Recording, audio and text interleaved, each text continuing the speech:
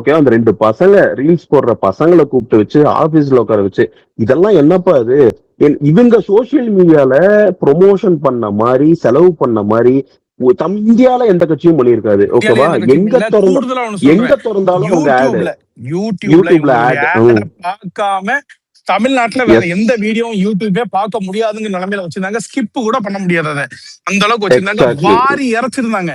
இவ்வளவுத்தையும் ரஜினி கமல் பேசுற வீடியோ அதுல வரும். ரஜினி கமல் எக்ஸாக்ட்லி அவ்வளவு பெரிய ஆட்களை வச்சுட்டு நீங்க யூடியூப்லயும் சரி நாட் ஓன்லி யூடியூப், ஓகேவா, ஒரு எஃப்எம் துறதினாலும் அதுலயும் ஆடு. ஓகேவா, நீ எந்த இது ஓபன் பண்ணாலும் இது ஆடு இது பண்ணாங்க. இன்ஸ்டாகிராம்ல அத்தனை ப்ரொமோஷன் பண்ணிக்கிட்டு இருந்தாங்க. ட்விட்டர்ல இவங்க பண்ணாததா? ஓகேவா, ஃபுல் மீடியாவும் இவங்க கண்ட்ரோல். எத்தனை சேனல்ஸ்ல எந்த சேனல் ஓபன் பண்ணாலும் ஆடு வருது. இவங்க ஆடு நியூஸ் சேனல் முதற்கொண்டு விஜய் டிவி முதற்கொண்டு எல்லா சேனல்லையும் இவங்க ஆடு வருது. இதெல்லாம் இவங்களுக்கு தெரியலையாப்பா? இதெல்லாம் என்னது? சோசியல் மீடியா இல்லாம இதெல்லாம் என்னது? எல்லா வேலையும் செஞ்சாங்கடா. இவங்க முதல்ல விஜய் அப்படி விட்டுட்டோம் அப்படின்னு சொல்லிட்டு இந்த கொத்தடிமைங்க எழுதிட்டு இருக்கிறானுங்கல்ல, 200 ரூபாய் கொத்தடிமை. இது சொல்றதே முதல்ல தப்பு. விஜய் அப்படியே விட்டுட்டீங்க. விஜய் எங்க விட்டீங்க? முதல்வர் அந்த டைம் முன்னாள் முதல்வர் பேசல அந்த டைம்ல, அவ்வளவுதானே தவிர்த்து உங்களுடைய ஏகோ சிஸ்டம் மூலமா அவரை எந்த அளவுக்கு கேரக்டர் அசாசினேட் பண்ணீங்களோ, எந்த அளவுக்கு பர்சனல் அட்டாக், எந்த அளவுக்கு சேட்டலைட் சேனல்ஸ் நீங்க வளைச்சு போட்டு யூடியூப் டிஜிட்டல்ல பத்திரிகையாளர்கள் பேர் விளாவுற வேட்டை நாய்கள் எல்லாம் விட்டு கடிக்க விட்டு கொதற விட்டு அவரை சைக்கோ கொலகாரன் நார்சிசிஸ்ட்னு சொல்லியே உங்களால ஒரு மயிரையும் புடுங்க முடியல. இதுக்கப்புறம் அவரை முட்டாள் அப்படின்னு கட்டமைச்சு நீங்க என்னத்த செய்ய போறீங்க? நீங்க அவருக்கு ஒண்ணும் தெரியாது, அது தெரியாது. எரிச்சலே செய்யுது. இவ்வளவு பே பண்ணி மக்களை இன்ஃபுளுன்ஸ் பண்ண முடியல.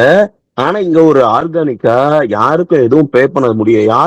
யாரும் காசை வாங்கிட்டு எதுவுமே ப்ரொமோஷன் பண்ணல. ஓகேவா, தனக்கு பிடிச்சவங்க ஒரு சேஞ்ச் அப்படின்னு சொல்லிட்டு எல்லாருமே போட ஆரம்பிச்சாங்க. தன்னெழுச்சியா போட்டாங்க. மக்களும் இன்ஃபுளுன்ஸ் ஆனாங்க. மக்களுக்கும் அது ஓகே ஒரு மாற்றம் வேணும்னு எதிர்பார்த்தாங்க. அந்த பர்சனை செலக்ட் பண்ணிட்டாங்க. ஒன்னும் முட்டாள் கிடையாது. அவங்க எல்லாம் குழந்தை சொல்லிடுச்சே, குழந்தை சொன்னதுக்காக மட்டும் நான் போயிட்டு தாவேக்காக ஓட்டு போடுவேன் அப்படிலாம் யாரும் இல்ல. அப்படி நீங்க அந்த மக்களை அவ்வளவு முட்டாளா நினைச்சீங்கன்னா நீங்க பெருமை பீத்திக்கிறீங்க தெரியுமா? 70 ஆண்டு நாங்க ஆண்டோம், இந்த மக்களை இவ்வளவு வளர்த்திருக்கோம் அப்படிலாம் சொல்றீங்க தெரியுமா? நீங்க அப்படி சொல்லிட்டு அந்த மக்களை நீங்களும் சிரமப்படுத்திக்கிட்டு இருக்கீங்க. அந்த அடிப்படை அறிவு கூட இல்லையா அவங்களுக்கு? யார தேர்ந்தெடுக்கணும் அப்படிங்கிற அந்த ஒரு அடிப்படை அறிவு கூட அவங்களுக்கு இல்லையா? அடுத்தது இப்ப டே 1ல இருந்தே ஆரம்பிக்கிறானுங்களாம் இன்ஸ்டாகிராம். ஓகே, தோல்விக்கு இதுதான் காரணம் கண்டுபிடிச்சாச்சு. இனிமே அந்த இது இன்ஸ்டாகிராம் அப்படிங்கிறது முதல்ல ஒரு விஷயம் உங்களுக்கு தெரியும், ஆனா ஒத்துக்க மாட்டாங்க. ஆனா நான் நினைக்கிறேன் தலைமை தத்திக்கு இது கூட தெரிஞ்சிருக்கிறதுக்கு வாய்ப்பு இல்லைன்னு நான் நினைக்கிறேன். அதாவது விஜய் அன்பால் உணர்வால் தன்னுடைய ஆதரவாளர்களை பெருசாக வச்சிருந்தாரு. அவருடைய சப்போர்ட்டர்ஸ் அதிகம். அவங்க விஜய் மீது நம்பிக்கை வச்சிருந்தாங்க, பாசம் வச்சிருந்தாங்க, அன்பு வச்சிருந்தாங்க. அதை எல்லாத்தையும் தாண்டி நம்பிக்கை. இவரால் நிச்சயமா ஒரு நல்லாட்சியை கொடுக்க முடியும், இவர் டிஃப்ரெண்டா இது பண்ணுவாரு, ஒரு நேர்மையான ஆட்சியை கொடுப்பாரு அப்படின்னு நம்பினாங்க. அந்த நம்பிக்கையும் அன்பும் பாசமும் வெளிப்பட்ட இடம் தான் இன்ஸ்டாகிராம். உன்னால முடிஞ்சா நீ அப்படி ஒரு நம்பிக்கையான கூட்டத்தை காசு வாங்காம, காசுக்கு ஓட்டு போகாம, சாதி மதம் எல்லாத்தையும் ஒதுக்கி வச்சுக்கிட்டு உன்னை மட்டுமே நம்புற ஒரு கூட்டத்தை, உன் மீது அன்பு செலுத்துற ஒரு கூட்டத்தை உருவாக்கு. உன் கூட்டணி கட்சிகள்லாம் கலெக்ட் எடுத்துட்டோம்னா உன் கோர் ஓட் பேங்க் 20 கூட தேரல, 21 கூட தேரல. நீ அப்படி ஒரு கூட்டத்தை உருவாக்கு. அரித்தமெட்டிக் கால்குலேஷன் சாதி. இப்போ இவங்களுடைய பிரச்சனையே என்ன தெரியுமா? காலங்காலமா இவங்க சேஃப் பெட்டா ஒரு இதுல டிராவல் ஆகி வந்தாங்க. இந்த சமூகத்துக்கு ஒரு கூட்டணி கட்சி இது இத்தனை சீட்டு, இந்த சமூகத்துக்கு ஒரு இஸ்லாமிய குரூப்புக்கு இந்த இது, தலித் குரூப்புகளுக்கு இந்த இது அப்படின்னு சொல்லிட்டு ஒரு இது. அந்த வாக்கு வங்கி அப்புறம் பணம் காம்பினேஷன், அப்புறம் பணம் எக்ஸ்ட்ராவா பணம், இதெல்லாம் வச்சா ஒரு சேவியே இதை திமுக வரும் அல்லது அதிமுக வரும். இவங்களுடைய இந்த காலங்காலமா பாரம்பரிய உள்ள இந்த பண்ணையார் அரசியலை ஒட்டச்சி எரிஞ்சிட்டார் அவரு. அதனால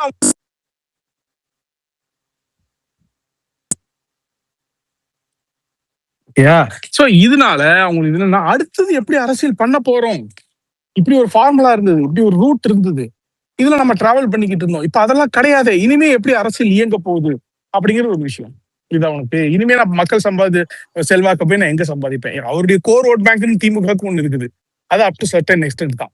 இப்ப சீட் கன்வர்ஷன்ஸ் எல்லாம் வரணும் அப்படின்னா அவங்களுக்கு கூட்டணி இல்லாம முடியாது. கூட்டணி இன்னைக்கு காங்கிரஸ் இல்லைன்னா இன்னொரு 15 சீட்டை தோத்துருக்கும். பாபநாசத்துல நம்ம 1000 ஓட்டுல தோக்குறோம். இவனை வெறும் 1000 ஓட்ஸ். வாணியம்பாடியில 3000 ஓட்டு தோக்குறோம். அப்பே அவ்வளவு அளவுக்கு இஸ்லாமியர்கள் நம்மளுக்கு ஓட்டு போட்டிருக்காங்க. சின்ன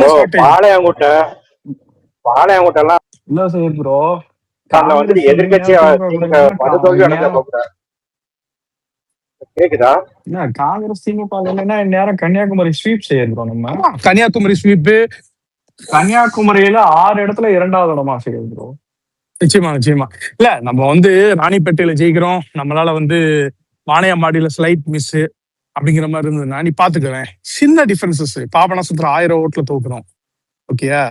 சோ நாம தனியா இவ்வளவு தூரம் வந்து வந்திருக்கிறோம். எந்தவித கூட்டணி எதுவுமே இல்லாம. நீங்க கூட்டணி எல்லாம் எடுத்துட்டுன்னா நீங்க யார் என்பதை உங்களுக்குள்ள நீங்க சுய பரிசோதனை செஞ்சு வச்சுக்கீங்க. அவ்வளவுதான். இனிமே இந்த ஜாதிக்காரனுக்கு இந்த இது அது எல்லாத்தையும் ஒரு உடச்சி எறிதாரு தெரியுமா? காசு, பணம், சாதி இது எல்லாத்தையும். அதனால அவங்க வந்து பித்து பிடிச்சி போய் அலையறாங்க. என்ன பண்ண முடியும்? அடுத்த அரசியல் எதிர்காலம் எப்படி இருக்கும் அப்படின்னு சொல்லி. So, அந்த வெறியிலையும் அந்த அந்த அந்த அந்த இயலாமையிலையும் அவங்க வந்து வார்த்தைகளை வாரி தள்ளுறாங்க. எவ்வளவு அதாவது தமிழ் மக்களை இந்த அளவுக்கு எவனும் கொச்சப்படுத்திருப்பானு தெரியல. மாயாஜால வித்தை, கண்கட்டி வித்தை, கவர்ச்சி, இன்னும் என்னென்னலாம் சொல்ல முடியுமோ அந்த சைடு அவங்க எம்எல்ஏக்கள் என்னென்ன அமைஞ்சிருக்காருன்னு நினைக்கி காங்கிரஸ் அது வந்து ரொம்ப கொச்சையான வார்த்தைகள்ல பேசுறது.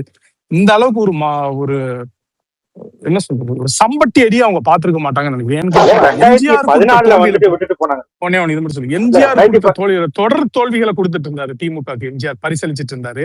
தொடர்ச்சியா தோல்வியில பரிசளிச்சிட்டு இருக்கும்போது கூட திமுகவுடைய தலைவர் வந்து சட்டசபையில இருப்பார். திமுகவுடைய முக்கிய தலைக்கட்டுகள் வந்துட்டு பார்த்தோம்னா எக்ஸ் மினிஸ்டர்ஸ் வந்து சட்டசபையில இருப்பாங்க. முக்கியமான ஆட்கள் வந்து சட்டசபையில இருப்பாங்க. ஆனா இவர் திமுக பரிசளிச்ச தோல்விங்கிறது திமுக தலைவர் சட்டசபைக்குள்ள நுழைய முடியல. 15 எக்ஸ் மந்திரிகள் சட்டசபைக்குள்ள நுழைய முடியல அப்படிங்கிற சப்பட்டி அடியா கொடுத்துட்டாரு. அந்த அடியில இருந்து தாங்க முடியாம மீள முடியாம இன்னைக்கு வார்த்தைகளை விட்டு எரிஞ்சிட்டு இன்னைக்கு வந்து திமுக கட்சியுடைய தலைவர் வந்து தினசரி செய்திகளுக்கு எல்லாம் கோட் பண்ணிட்டு இருக்கிறார் ட்விட்டர்ல. ராஜேஷ் இல்ல காங்கிரஸ் வந்துட்டு விட்டுட்டு வந்துட்டு இருந்தாங்க. 2014 இவனுங்க தான் விட்டுட்டு வந்தாங்க, விட்டுட்டு போனாங்க. அதுக்கப்புறம் வந்துட்டு 2009 தானே, 99 விட்டுட்டு போனாங்க. அது மாதிரி இந்த குழந்தைங்கன்னு சொல்லிட்டு இருக்காங்கல்ல, எனக்கு ஒரு டவுட் இருக்கு. இப்போ உங்க குழந்தை வந்துட்டு ஏதாவது ஒரு பண்டமோ ஒரு ஐஸ்கிரீம் கேக்குது அப்படின்னா நீங்க வந்துட்டு அதுக்கு ஒத்துக்கிடாதுன்னா நீங்க வாங்கி, குழந்தைங்க சொல்ற எல்லாத்தையுமே பெற்றவங்க கேட்க மாட்டாங்க. அவங்களுக்கு நல்லது அது குழந்தைங்க சொல்றது நல்லதுன்னு தெரிய போய் தானே வந்து அதை வந்து பண்றாங்க. அதுல நீங்க சொன்ன மாதிரி வந்துட்டு அந்த குழந்தையே வீடியோ எடுக்கிறது கிடையாது. அதை ஃபர்ஸ்ட் அக்செப்ட் பண்ணிட்டாங்க. அவங்க முதல்ல திமுக வேண்டான்னு முதல்ல முடிவு எடுத்துட்டாங்க. அதுக்கு மாற்றா தாவேக்காவை நினைச்சதுனாலதான் அந்த வீடியோ எல்லாம் எடுத்து போட்டாங்க. இதுக்கப்புறம் உட்காந்து டெய்லி உட்காந்து அழுதுகிட்டே இருக்கானுங்க. தோல்வியை ஒத்துக்காத வரைக்கும் நம்ம ஜெயிச்சுக்கிட்டே இருக்கோம். 2031 36 ஜெயிச்சுக்கிட்டே இருக்கோம். இவங்க வந்து அதுக்கு ஒவ்வொரு டைமும் வந்து காரணம் சொல்லிக்கிட்டே இருக்காங்க.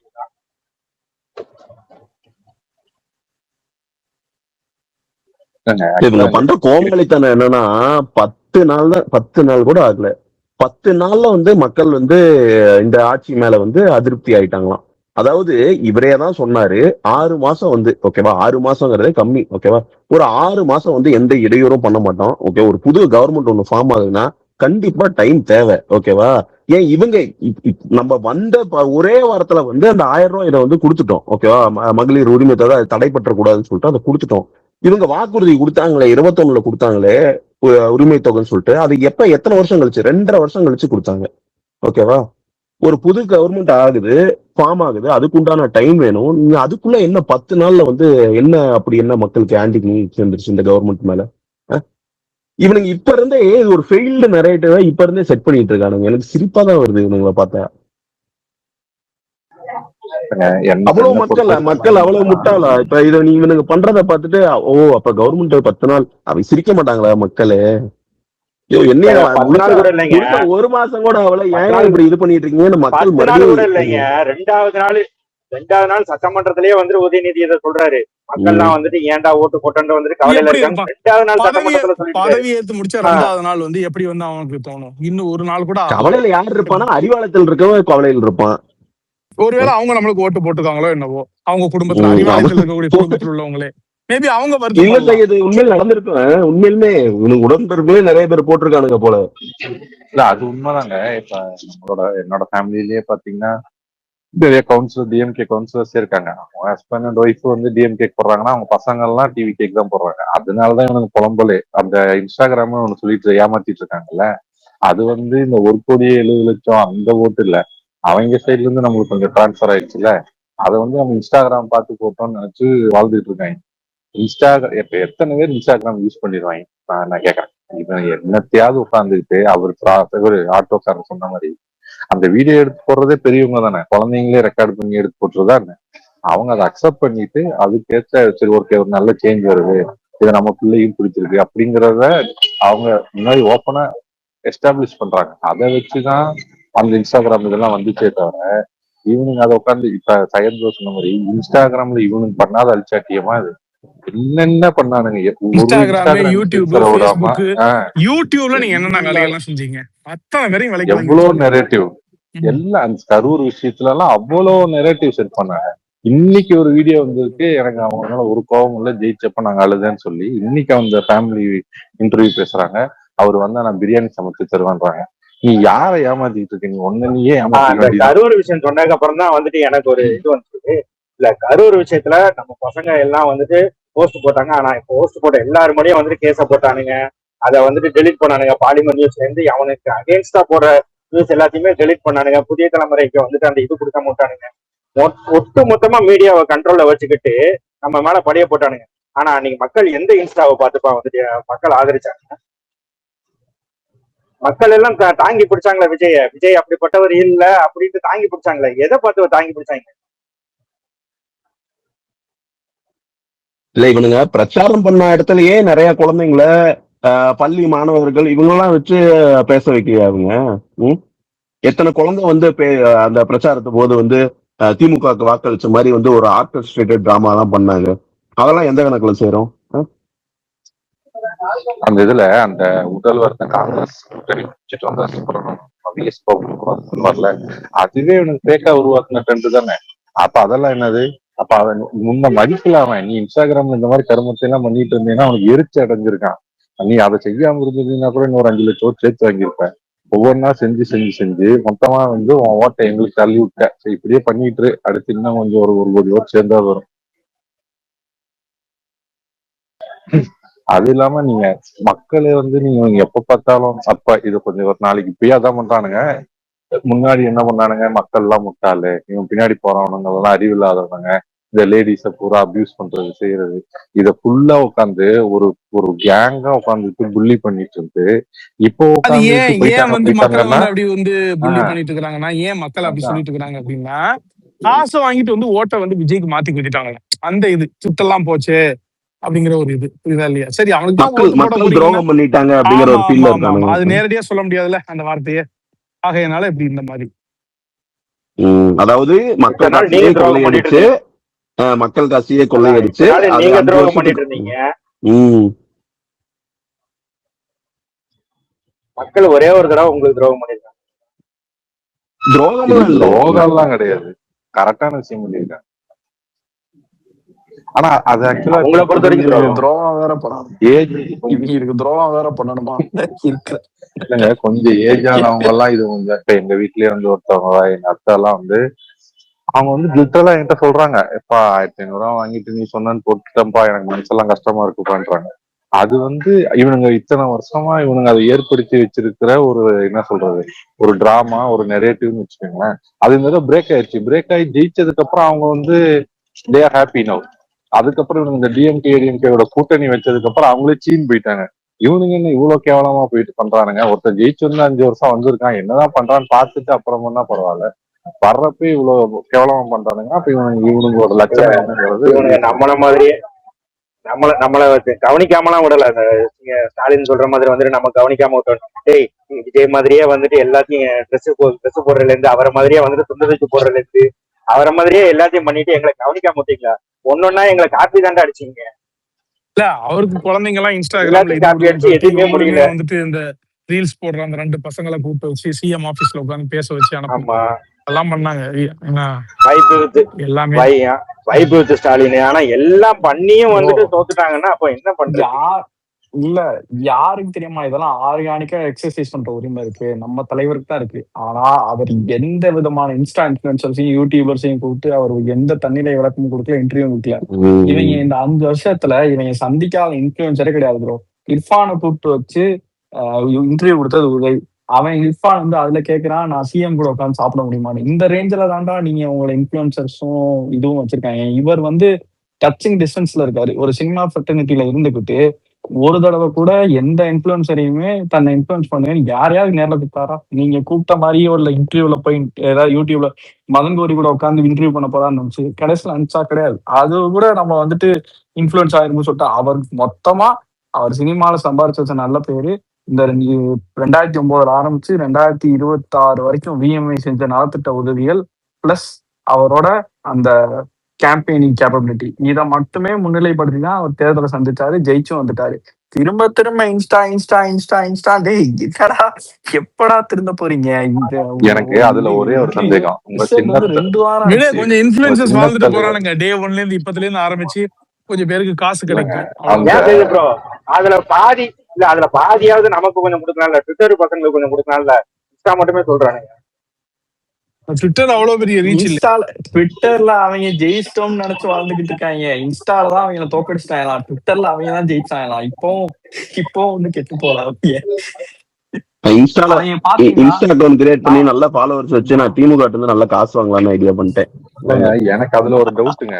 நம்ம சின்னவர் இருக்காருல்ல, சின்ன தலைவர், அவர் 24 நாள் இன்ஸ்டால தான் இருக்காரு. அவர் இதெல்லாம் பார்க்காம வேற என்னத்தை பார்த்துட்டு இருந்தாரு இன்ஸ்டால? அவருக்கு வேற ஏதோ ஒரு கண்டென்ட் வருது. நீங்க இன்ஸ்டான்னு சொன்னா ஞாபகம், காலையில தினம் ஒரு ட்வீட் போட்டிருந்தாரு.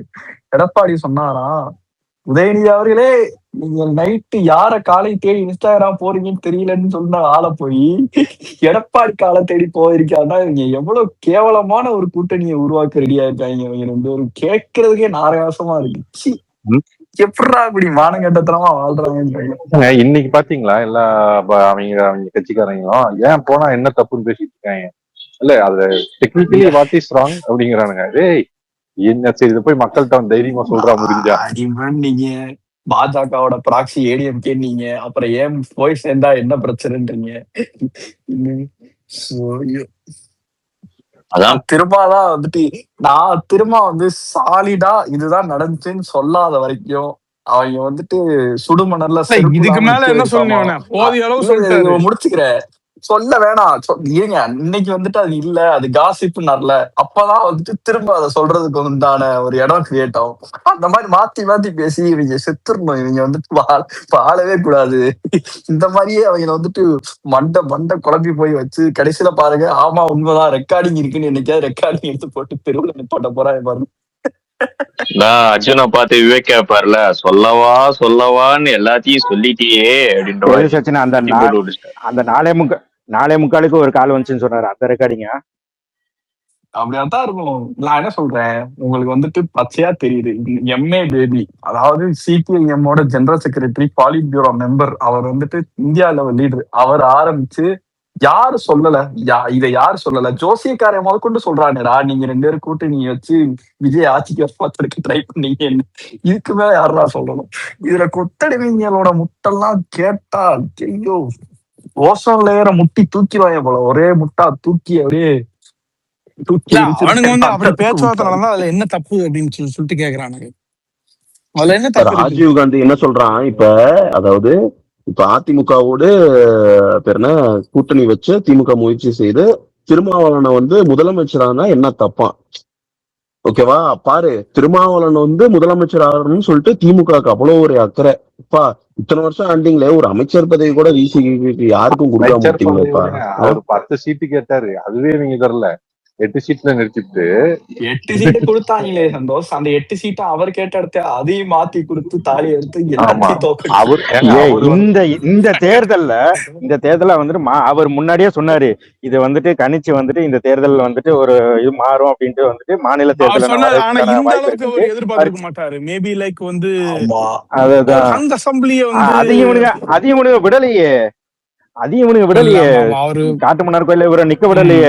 அவர் கரெக்டா காய் நகர்த்தினாரு. அவருக்கு தெரிஞ்சது, அவருக்கு ஏதாவது சம் சென்ஸ் அவர் ஏன் சிஎம், அவர் ஏன் சட்டமன்ற தேர்தல போட்டி போட போறாரு. லாஸ்ட் டே ஆஃப் பிரச்சாரத்திலேயே ஸ்டாலினுடைய பாடி லாங்குவேஜ், அவருடைய பேச்சு எல்லாத்தையும் பார்த்தாலே he himself has realized that something is going to happen அப்படிங்கிறது. பெரம்பூர்ல கடைசி நாள் அவருடைய பிரச்சாரத்தை வைக்கிறாரு.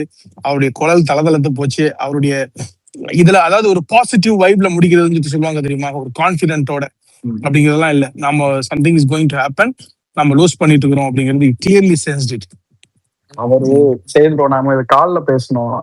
அதாவது கொத்தடிமைகளுக்கு இவங்க தோக்குறது தெரியாமலாம் இல்ல. அதாவது ஸ்டாலின் வந்து next day result May 4th May 3rd வந்துட்டு போய் கலைஞர் சமாதியில போய் பிளாஸ்டிக் சேர் போட்டு காத்து வாங்குறேன்.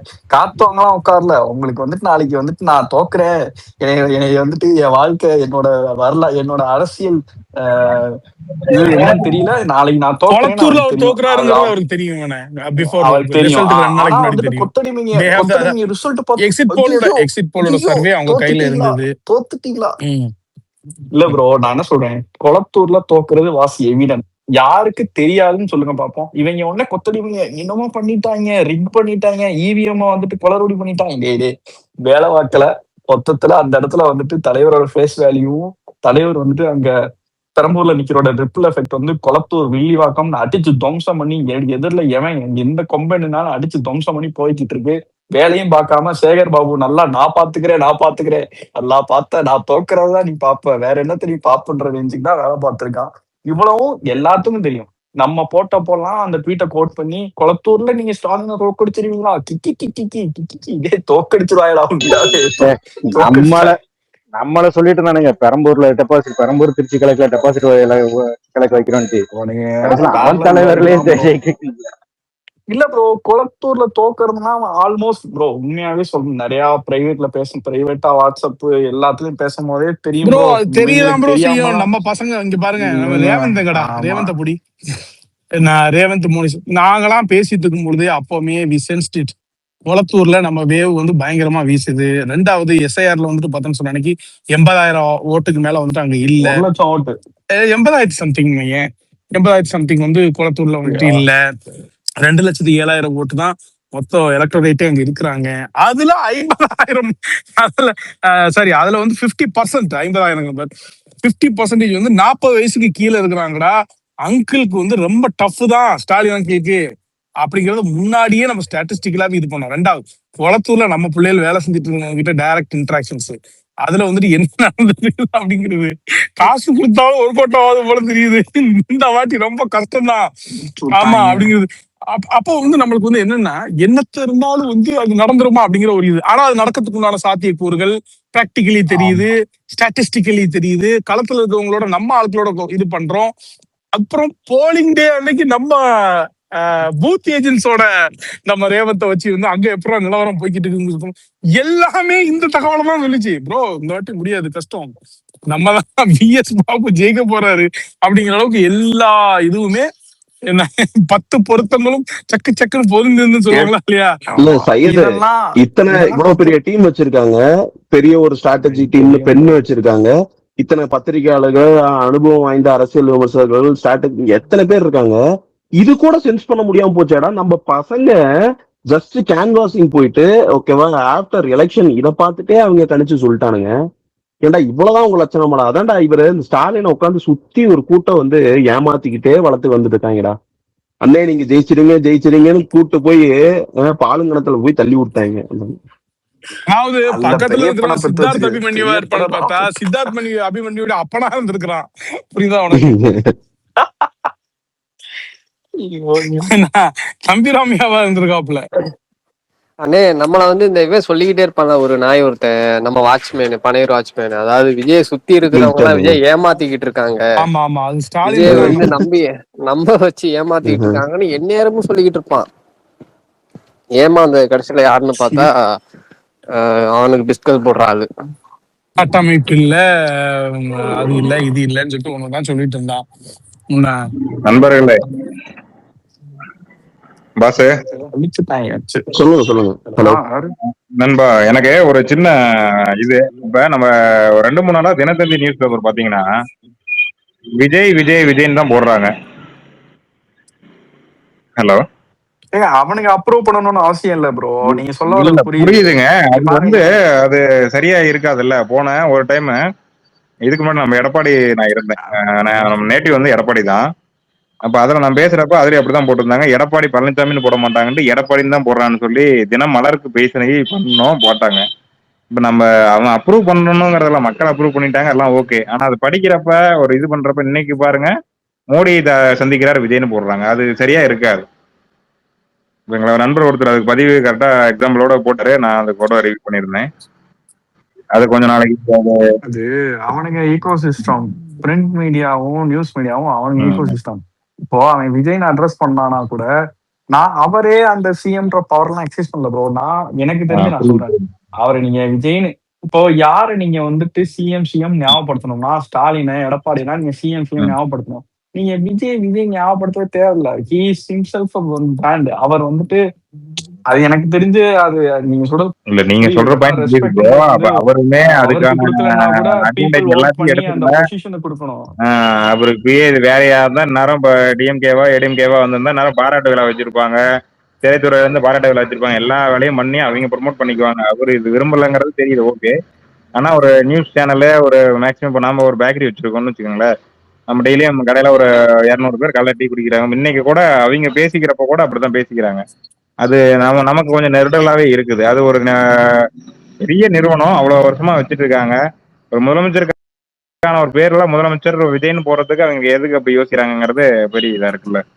அது நம்ம சைட்ல இருந்து ஏதாவது பண்ண முடியுமா? அது அவங்க ஏதாவது இல்ல அழுத்தம் ப்ரோ, கொடுக்க முடியுமா? அதெல்லாம் ஆட்டோமேட்டிக்கா நடக்கும். அதெல்லாம் விடுங்க, அதெல்லாம் ஒண்ணும் பெரிய பிரச்சனையா நான் பாக்கல. இப்ப வரும். இதனாலலாம் வந்துட்டு நம்மள செருமைப்படுத்திட முடியும்னு நான் நம்பல. ஓகே, முடியாதுங்கிறது இல்லைங்க. என்ன ப்ரோ, கட்சி ஆரம்பிச்சு 2 வருஷம் ஆகி நடிகர் விஜய் தான் மென்ஷன் பண்ணிக்கிட்டு இருந்தாங்க. அதையே அதனாலயே ஒண்ணும் பண்ண முடியல அவரை. நடிகர் விஜய்ங்கிறது ஒன்றும் பெரிய இது இல்லைங்களா? அது அந்த நடிகர் விஜய் தான் நீங்க சீஃப் மினிஸ்டர் பண்ணிருக்காங்க. அதுதான் சொல்றேன். இப்ப அவங்க இப்படி போடலைங்கிறதுனால வந்து அது இல்லைன்னா ஆயிர போறது இல்ல. நிறைய இன்னும் வருவாங்க. இப்ப ப்ரோ நீங்க சேலமா? ஆமா சேலம். ஓகே. பாத்திபன் எல்லாம் எப்படி ஹாப்பியா இருக்காரா? கடின உழைப்பு, அவரோட எஃபோர்ட் ரொம்ப இன்னைக்குதான் கட்சி ஆபீஸ் ஓபன் பண்ணிருக்காங்க. சரி, சிறப்பு. இல்ல அதாவது பார்த்திபன் எல்லாம் வந்து ஜெயிச்சதுல ரொம்ப பெரிய ஒரு மிக்க மகிழ்ச்சி. ஏன்னு கேட்டீங்கன்னா, அவர் மாதிரியான ஆட்கள்லாம் சட்டமன்றத்துக்கு வரணும். உண்மையா உளப்பூர்வமா வந்து மக்களுக்காக உழைக்கிறது. ஏன்னா இப்ப நம்ம இதுல எடுத்துட்டீங்கன்னு சொன்னீங்களேன், கட்சியிலேயே அதிக போராட்டங்கள், அதிக மக்கள் பிரச்சனைகளை அட்ரஸ் பண்ணது யாருன்னு பார்த்தோம்னு நினைக்கி ஒரு 5-6 பேரை நீங்க எடுத்தீங்கன்னா நம்ம பார்த்திபன் தான் முதல்ல வருவாரு. கண்டிப்பா இல்லையா? இங்கேயுமே கொஞ்சம் ரூமர்ஸ் எல்லாம் வந்தது, அவர் மினிஸ்டர் கொடுக்கல அப்படிங்கறலாம் சொன்னாங்க. நான் அவரு அதுக்கு எல்லாம் எதுவுமே எதிர்பார்க்கற ஆளு கிடையாது. நான் 2009 நினைக்கிறேன், நான் காலேஜ் ஃபர்ஸ்ட் இயர். அப்பவே ஒரு டீம் ரெடி பண்ணி ஒரு ஸ்ட்ரென்த்தை வச்சு இங்க இருந்து நாகப்பட்டினத்துக்கு அவரை இங்க இருந்து எல்லாத்தையும் கூட்டிட்டு போனாரு. இப்ப நானும் அவரும் பாத்தீங்கன்னா ஒரு 40 கிலோமீட்டர் டிஸ்டன்ஸ். நம்ம ஏரியாலாம் எடப்பாடி லோக்கலு. இது நம்ம எங்க ஏரியால வந்து பாத்தீங்கன்னா இந்த அளவுக்கு ஓட்டை பிரிச்சு நம்ம சங்ககிரி தொகுதியான வரும். ஓட்டை பிரிச்சு பண்றது எல்லாமே பாத்தீங்கன்னா இவர் பார்த்துக்கிறதுனாலதான். சுயேட்சை சின்னத்துக்கு 50,000 ஓட்டு வாங்கி வச்சிருக்கீங்க. எப்படிங்க 234 வந்து டெபாசிட் போகல. ஆமா, டெபாசிட் போகல. 10 செகண்ட் பேசிட்டு பாரா, 20 செகண்ட் பேசிட்டு பாருடா மேக்ஸிமம். அந்த டிவி பெட்டி சின்னத்துக்கு நீங்க ஓட்டு போடுறது நம்ம விசில் சின்னத்துக்கே ஓட்டு போடுற மாதிரி அப்படின்னு சொல்லிட்டு 20 செகண்ட். இல்ல ப்ரோ, எத்தனை நாளைக்கு முன்னாடி பேசினாரு? Last day. இப்ப நான் சொல்லிடுறேன் லொகேஷன் சொல்றேன். நான் எங்க வீடு வந்து பாத்தீங்கன்னா சங்ககிரி தொகுதி, சரிங்களா? என் வீட்டுல இருந்து 2-3 வீடு தள்ளி எடப்பாடி தொகுதி. நான் கடை பேக்கரி இருக்கிறது எடப்பாடி தொகுதி மெயின். காசிங்கிறவரு நம்ம கேஸ்ட், எங்களுக்கு சொந்தக்காரர் தான். அவர் டிஎம்கே. அவரு கிட்டத்தட்ட ஒரு பேரூராட்சி தலைவரா 10-15 வருஷமா இருக்காரு. இங்க சேர்மனா இருக்காரு. அவர் சொந்த காசு கொடுத்து இங்க தண்ணி வசதி எல்லாமே பண்ணி கொடுத்துருக்காரு லோக்கல்ல, இங்க ஜலகண்டாபுரத்துல, சரிங்களா? அப்ப அவர் வீட்டு பக்கத்துல தான் நம்ம பேக்கரி. நம்ம செல்வம் இருக்காரு இல்லைங்களா, மேட்டூர்ல நின்னார்ல ப்ரோ, கேக்குறீங்களா? செல்வம் மேட்டூர் தொகுதியில் நின்னவர், நம்ம டிவிக்கேல மேட்டூர் தொகுதியில் நின்னாரு. அவர் வந்து பாத்தீங்கன்னா நம்ம ஜலகண்டாபுரம், நம்ம காசி வீட்டுல அவர் வேலை செஞ்சிருக்காரு, புரியுதுங்களா? அப்ப இங்கே நின்னா எடப்பாடி ஒரு பிரச்சனை, இங்க காசி ஒரு பிரச்சனை சொல்லிதான் இவர் மேட்டூர் அங்க போயிட்டாங்க. இங்க இந்த டிவி சின்னத்துல ஒரு 2 நாளைக்கு முன்னாடி வரைக்கும் நம்ம கடைக்கு வரவங்க, நம்ம அந்த காலையில நம்ம கடையில எப்படின்னா துப்புரவு பணியாருக்கும் டீ 5 ரூபா கொடுத்துட்டு இருப்போம். காலையில ஒரு 100 பேர் அவங்களே வருவாங்க. அத்தனை பேருமே பாத்தீங்கன்னா டிவிக்கு தான் போட்டிருக்கிறாங்க. அவங்களுக்கு டிவி சின்னன்னு எப்படி தெரியும், என்ன ரேடியோ சின்னமா என்ன சின்னன்னு தெரியாம தொலைவு பிடிச்சி ஒரு 50,000 ஓட்டு ஒரு 2 நாள்ல வாங்குறதெல்லாம் பெரிய விஷயம். இடத்துல நம்ம ஸ்ட்ராங்கா ஒரு கேண்டிடேட் நிறுத்தி வச்சிருந்து, செலவத்தையே நிறுத்தி வச்சிருக்கலாம்.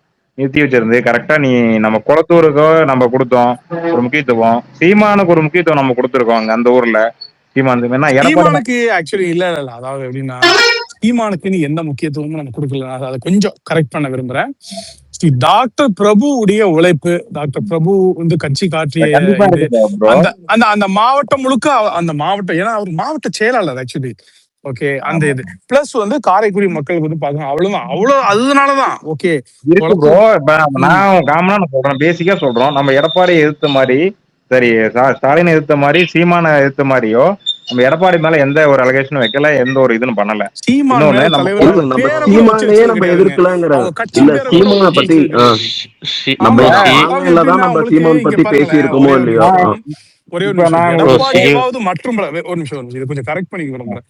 எடப்பாடியாவது மற்றும் பலர் அப்படின்னு சொல்லிட்டோம், அல்லது எங்க சின்னத்தையே திருடினவர் தானே நீங்க அப்படிங்கிற வரைக்கும் சில விமர்சனங்களை வச்சிருக்காரு. சீமானெல்லாம் ஒரு பொருட்டாவே மதித்தது கிடையாது. 15 அமைச்சர்களை வீழ்த்திட்டு உட்கார்ந்துருக்காரு. சீமானெல்லாம் ஒரு ஆளா, அவருக்கு ஒரு பொருட்டா அதெல்லாம் எடுத்துக்கல ப்ரோ. நான் என்னன்னா நம்ம சைடு நம்ம இதுல சொல்றேன். இப்ப நான் ஒரு கொஸ்டின் கம்மிட்டு கேக்குறேன். கொளத்தூர்ல நம்ம வேட்பாளர் எடுத்துருந்தா என்ன ஆயிருக்கும் ப்ரோ? அதுல ப்ரோ சீமானா நம்ம ஒரு பொருட்டாவே மதிக்கல ப்ரோ. சீமானா வந்து மாட்டிக்கிட்டது காரைக்குடியில. நம்ம அது பண்ணணும், அது ஓகே ப்ரோ.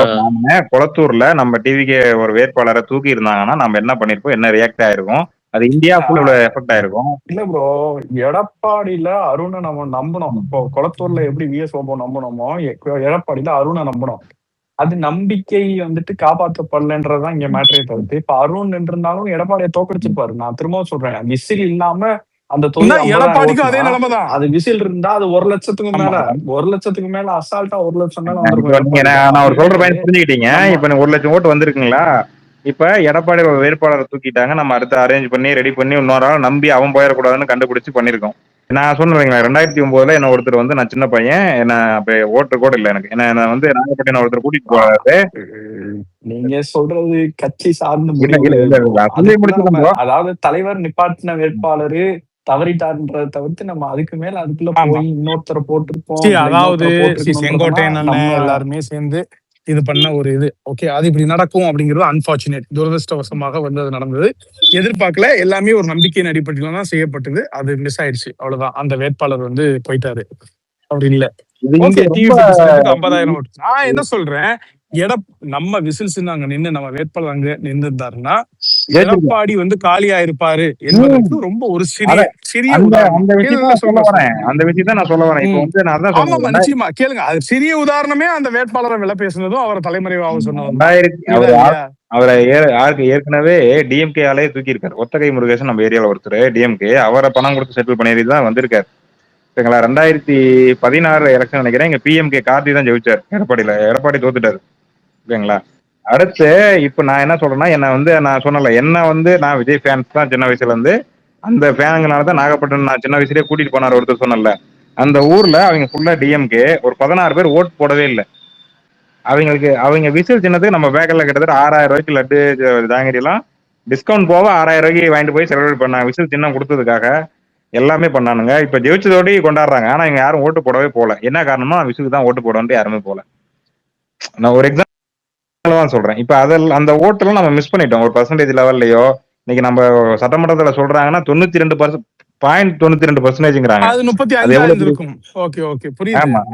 அது எவ்வளவு வேல்யூ, அது நம்ம அது மாதிரி விஷயங்கள்ல இன்னும் கொஞ்சம் கவனம் பண்ணிருந்தா இன்னும் பெரிய விஷயம் இருக்கும்.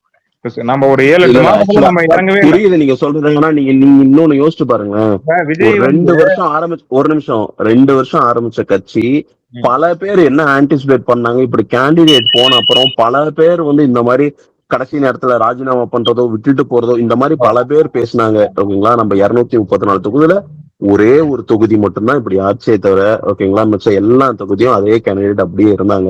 அப்கோர்ஸ் இதுவும் தடுக்கப்பட வேண்டியது. ஆனா நமக்கு இத்தனை இந்த 2 பெரிய கட்சிகளை இது பண்ணி ஒண்ணுதான் நடந்ததுங்கிறது சந்தோஷம் தான்.